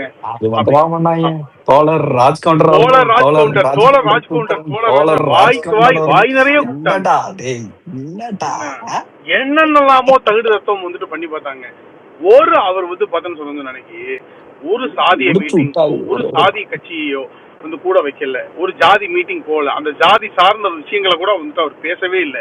நீங்க வள்ளிக்கும்மிக்கு போனீங்க, தோழர் ராஜ்கவுண்டருடைய மீட்டிங்க்கு வந்துட்டு போனீங்க, என்ன சகோதரர் ராஜ்கவுண்டர் என்ன மீட்டிங் போனீங்க, என்னெல்லாமோ வந்து பண்ணீங்க. செந்தில் பாலாஜி அங்க மிஷனை அக்கம்ப்ளிஷ் பண்றதுக்கு வைக்கிறதுக்காக அங்க அனுப்புறோம். என்ன அவரு இதை நாம நம்பணும். கேட்டுக்கோ நல்லா கேட்டுக்கோ, இதை நாம நம்பணும். நீங்க பயத்துல உங்களுக்கு வந்து பின்னங்கால் பெடலில் அடிக்க ஓடுறீங்கன்னா, உங்களுடைய அட்லீஸ்ட் செந்தில் பாலாஜி எல்லாம் சட்டமன்றத்துக்குள்ள வரணும் அப்படிங்கிறதுக்காக பயந்து கரூர்ல நின்னா போச்சு முடிஞ்சது கதை அப்படிங்கிறதுக்காக நீங்க ஓடுறீங்கன்னு சொன்னா அதை ஏத்துக்க மாட்டாங்க. நம்ம தலைவர் 2 தொகுதியில நிக்கிறது, 2 மாவட்டத்தையும் கைப்பற்றதுக்குடா முட்டா பயல அப்படின்னு சொன்னா அது உங்களுக்கு தைரியம் இல்லை அப்படின்னு சொல்லி இன்னைக்கு 2 மாவட்டத்தையும் கைப்பற்றிட்டா, திருச்சிய வாரி சுருட்டிட்டாரா, சென்னை எவ்வளவு பெரிய ராஜதந்திரம் பாருங்க செய்யறோ. அதாவது இவங்க நினைக்கிறாங்க பொட்டன்சியல் பெரம்பூர் திருச்சி ஈஸ்ட் சீட்டை தான் வந்துட்டு திமுக இருந்து விஜய் எடுத்துட்டாருன்னுட்டு. அவர் எடுத்தது பெரம்பூர் சென்னை ஈஸ்டா, சென்னை மாவட்டமும் திருச்சி மாவட்டம். தூத்துக்குடியில நான் உனக்கு ஒண்ணு சொல்றேன், தூத்துக்குடியில நம்ம தலைவர் நிக்கிறார் என்றால் அதன் தாக்கம், அதோடைய ரெப்பர்கஷன்ஸ் வந்துட்டு பார்த்தோம்னா அந்த மாவட்டம் முழுக்கவே நீர்க்கபரா நிறைஞ்சிருக்கும். இதை நம்ம சொல்லும் போது சிரிச்சானுங்க. இதை நம்ம சொல்லும் போது முதல்ல டெபாசிட் வாங்குவீங்களா பெரம்பூர்ல அப்படின்னு சொல்லிட்டு, ஓகேயா, இதை நம்ம சொல்லும் போது சிரிச்சாங்க. நம்ம அப்பவே நம்ம சொன்னோம், என்ன சொன்னோம், திமுகவுடைய 2 ஸ்ட்ராங் ஜோன், ஒன்னு சென்னை, இன்னொன்னு திருச்சி, இதுக்குள்ள அவர் பெனிட்ரேட் பண்ணணும். அவர் வந்து பயத்தில், நான் ரொம்ப சிம்பிளா ஒண்ணு சொல்றேன், ஒருவேளை நம் தலைவருக்கு வந்து விக்டரி சேஃபா இருக்கணும், எப்படியாவது சட்டமன்றத்துக்குள்ள வந்துடணும் அப்படிங்கிறதா இருந்ததுன்னா அவர் ஏன் திமுகவுடைய ஸ்ட்ராங் போட்டுக்கு வராரு? ரொம்ப நியூட்ரலா இருக்கக்கூடிய வேற ஏதாவது ஒரு பயம்தான் காரணம் என்றால், சென்னையை தன் கோட்டையாக வைத்திருக்கக்கூடிய திமுகவுடைய கோட்டைக்குள்ள அவர் ஏன் வந்துட்டு வர்றாரு? திருச்சியை தன் கோட்டையா வச்சுக்குள்ள KN நேரு, அன்பில் மகேசன் 2 பேரும் தலைக்கட்டுகள் சிட்டிங் மந்திரிகள் இருக்கக்கூடிய ஒரு போர்ட்டுக்குள்ள ஏன் வர்றாரு? ரொம்ப ஈஸியான கன்வீனியன்டான ஒரு ரொம்ப ரோட் மேப்னு சொல்லுவாங்கல்ல, victory road map for victory, அந்த மாதிரி ஒரு தொகுதியை தேர்ந்தெடுத்து நின்றுட்டு போயிருக்கலாமே. பயந்தவன் எப்படி இவ்வளவு தப்பா ஆடி இருக்காங்க. இவங்க எலக்டோரல் கேம் விடுங்க, உனக்கு கெஸ்ஸிங் கேமே ஆட தெரியல ராஜா. நீ எப்படி ஸ்ட்ராட்டஜிக்கலே இவங்க வந்து எப்படின்னா தன்னை மிக உயர்வாக நினைப்பதும், பிறருக்கு ஒன்றும் தெரியாது இவங்க எல்லாம் என்ன செஞ்சிட முடியும் என்று நினைப்பதும் தான். கட்டமைப்பு இல்ல, அது இல்ல, அறிவார்ந்த ஆட்கள் இல்ல, டீம் இல்ல அப்படின்னு நினைக்கிறது. இதுதான் திமுகவுடைய தோல்விக்கு ஒன் ஆஃப் த ரீசன் இதுதான். ஓகேயா? இல்ல ப்ரோ, நான் என்ன சொல்றேன், பெரம்பூர்ல விஜய் தோக்குறாருன்னு எழுதுறான்னா அவன் நான் வந்துட்டு நான் எப்படி பாக்குறேன்னா, அது வந்து மக்கள் மத்தியில ஒரு நம்பிக்கையை கிரியேட் பண்ணாம இருக்கிறதுக்கு நீ ஒரு ஸ்ட்ராட்டஜி பண்றேன்னு எடுத்துக்கிறேன். இன்னொன்னு வந்து நீ உனக்கு அரசியல்னா ஒரு ஒரு புண்டையும் தெரியாது, நீ வந்துட்டு குடுக்கற குடுக்கிற காசுக்கு எழுதுறவனா மட்டும் தான் தெரியறான். நான் என்ன சொல்றேன்னா, பெரம்பூர்ல அவர் ஃபைல் பண்ண போறாருன்னு சொன்னப்பவே வந்துட்டு இட்ஸ் அன் ஓப்பன் சீக்ரெட், தலைவர் சொன்னீங்க பெரம்பூர், அது எழுதப்படாத விதி பெரம்பூர் விஜயோடது அப்படின்னு. அப்ப பெரம்பூர்ல டெபாசிட் கிடைக்காதுன்னு எனக்கு புரியவே இல்லை ப்ரோ. இவங்க கெஸ் எப்படி இவங்க ஆக்சுவலா சச்சின் குளத்தூர்ல நான் சொல்றேன், பெரம்பூர்ல இவங்க எங்க தெரியும் மிஸ் பண்றாங்க. இவங்களுக்கு தெரியும் ஆக்சுவலா இது தெரியாதுன்னா கிடையாது. அந்த இவன் இருக்கான் பாரு, முன்னாள் எம்எல்ஏ ஆர்டி சேகர், இந்த பிரிட்ஜ் கட்டுறன்ட்டு 1.5 கோடி ஊழல் பண்ணானே அவன் இருக்கான்ல, அவனுக்கே தெரியும் விஜய்க்கு பெரம்பூர்ல பயங்கரமான ஃபேன் இப்பன்னு சொல்ல, வெறும் இஎம்ஐயா இருந்தப்போ ஃபேன் பேஸ் இருக்கும் பாரு, அப்பவே அவனுக்கு தெரியும். அவன் வந்து 2021 நம்ம விஎம்ஐ கிட்ட வந்து ஓட்டு பிச்சை வாங்கிட்டு போனான். ஓட்டு கேட்டு அவனுக்கு வந்து இங்க காசு கொடுத்து எழுத வைக்கிறவன் எப்படி எழுதுனா, நீ வந்து கிரவுண்ட்ல ரிஃப்ளெக்ட் பண்றத நீ தான் சொல்ல முடியும், பார்ட்டி செய்யறோ இல்ல அதையோ. பட் ஆனா நான் சொல்றது ஃபுல்லா இங்க உட்காந்து எழுதுனாங்க இல்ல காசை வாங்கிட்டு எக்ஸ்ல, நான் அவங்க ஜிம் ஓனர் இந்த மாதிரி அதெல்லாம் என்ன சச்சின், அது என்ன நடக்கும்னு இவங்க எழுதல. ஓகேவா, இவங்க ஆசையில எழுதிட்டானுங்க. ஓகேவா, விஜய் தோத்துருவாரு, விஜய் டெபாசிட் இழந்துருவாரு அப்படிங்கறத எழுதிட்டானுங்க. ஆர்டி சேகர் பின்னாடி சுத்துறவன் ஒருத்தன் வந்து நம்மளுக்கு செம க்ளோஸ், என் ஜிம் ஓனர் தான் அவர் பேசிக்கா. அந்த ஆள் நான் வந்து எலெக்ஷன் நம்பிட்டு இருந்தான், ஆர்டி சேகர் தான் ஜெயிக்க போறாரு, ஸ்டாலின் தான் மீண்டு வரும் அப்படின்ட்டு ஒரு தனி உலகத்துல வாழ்ந்துட்டு இருந்தான். ஆனா ஜிம்ல இருக்கிற ஒருத்தர் கூட ஆர்டி சேகர் ஓட்டு போல. இந்த ஜிம் ஓனரு, ஜிம்ல ரிசப்ஷனிஸ்ட் ஒரு அக்கா இருப்பாங்க, இவங்க 2 பேர் தவிர யாருமே அந்த ஜிம்ல எப்படி பார்த்தாலும் ஒரு டெய்லியும் வந்து 100 பேர் வருவாங்க. 100 பேர்ல 100 பேரும் வந்து ஆர்டி சேகர் ஓட்டு போடல. அது ரொம்ப இதுக்கு ரொம்ப பெரிய ராஜதந்திரங்கள் தான். சச்சின் நான் பேசலாமா? சொல்லுங்க. இல்ல ஆக்சுவலி வந்து நான் இன்னைக்கு ஒரு நாள் ஆக்டிவா இல்ல. சரி சாயந்தரம் வந்து புரியல. சச்சின் இருங்கடா, பிகாச்சு பேசுறது உங்களுக்கு கேட்கலன்னு நினைக்கிறேன். கேக்குது இல்ல நான் இன்னைக்கு ஒரு நாள் ஆக்டிவா இல்ல. சாயந்தரம் வந்து ஓபன் பண்ணி பார்த்தா அப்பனும் அவனும் போய் திருச்சியில அழுதுட்டு வந்திருக்காங்க. ஓகேங்களா, என்னால அதை ஏத்துக்கவே முடியல. எல்லாருமே கல்யாண வீட்டுக்கு போனா வாழ்த்திட்டு வருவாங்க ப்ரோ, ஆனா இவங்க 2 பேரும் போய் அழுது புலம்பிட்டு வந்திருக்காங்க. கல்யாண வீட்டுக்கு போனாமா சாப்பிட்டு வந்தோமான்னு இருக்கணும், அதை விட்டு போய் அங்க போய் அவங்க கட்சி எப்படி தோத்து போச்சு. அதுவும் இல்லாம ஒரு டைலாக் என்னால ஏத்துக்கவே முடியல ப்ரோ. அது சொல்லுவாங்க பாத்தீங்களா, நீங்க யாரெல்லாம் அயோக்கியா படம் பாத்தீங்களா, இல்ல பார்த்திபன் இருப்பான்ல, என்னடா டைலாக் இது, எவன்டா எழுதி கொடுத்தான்னு இப்படி வந்து பேசிட்டு போறான்னு சொல்லுவாங்கல்ல, அந்த மாதிரி தாயிடம் குழந்தை வந்து சீக்கிரம் வந்து சேர்ந்துருமா, அந்த மாதிரி தமிழ்நாடு வந்து சீக்கிரம் போய் அவர்கிட்ட சேர்ந்துருமா. இவனுக்கு கூறு போட்டு தமிழ்நாட்டை வித்ததை பத்தாது இந்த வருஷம். ஆமா ப்ரோ, அது நீங்க பாக்கலையா? நீங்க ஓப்பனா சொல்லிட்டீங்க, என்னால பேச முடியல, அவ்வளவுதான். அந்த குழந்தைதான் அவங்க வேணாம். இல்ல ஆக்சுவலி நான் முழுசா அந்த டைலாக் சொல்றேன், கேட்டுக்கோங்க. தாயிடமிருந்து ஒரு குழந்தை வந்து கிளுகிளுப்பு காட்டுறவன்ட்ட கொஞ்ச நேரம் போய் இருக்குமா, ஆனா அதுக்கப்புறம் கொஞ்ச நேரம் போய் இருந்ததுக்கு அப்புறம் மறுபடியும் வந்து அந்த குழந்தை வந்து தாயை தான் தேடுமா. அதே மாதிரி மாயாஜாலம் பண்ணி இப்போ ஒருத்தவங்க வந்து தமிழ்நாட்டை எடுத்துக்கிட்டாங்களாம். சீக்கிரமே வந்து அந்த குழந்தை தமிழ்நாடு வந்து தலைவர் அவர்கிட்டயே போயிடுமா. கிளிகிழப்பு காட்டினவங்க 2021 இருந்து 26 வரைக்கும் கிளிகிழப்பு காட்டினவங்களோட தான் அந்த குழந்தை இருந்துச்சு. இப்பதான் கரெக்டா தாயோட வந்து கரெக்டா சேர்ந்துருக்கு. இல்ல இதெல்லாம் சொன்னா நம்மள பைத்தியக்காரம்பாங்க, தற்குறிம்பாங்க, இதெல்லாம் நம்மளுக்கு தேவையா?